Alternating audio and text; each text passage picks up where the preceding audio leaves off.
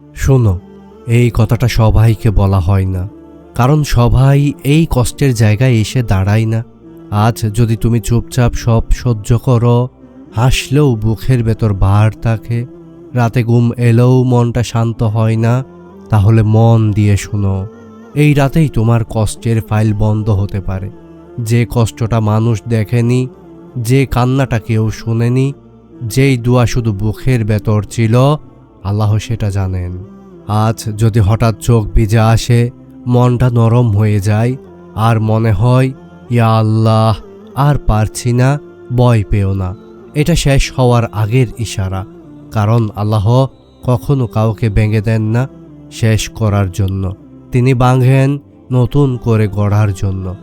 এই ভিডিওটা যদি তোমার বুকের সাথে মিলে যায়, এখন এই কমেন্টে লিখো, ইয়া আল্লাহ আমি আপনার উপর ভরসা করছি। হয়তো আজ রাতেই তোমার কষ্টের শেষ অধ্যায় লেখা হয়ে যাবে।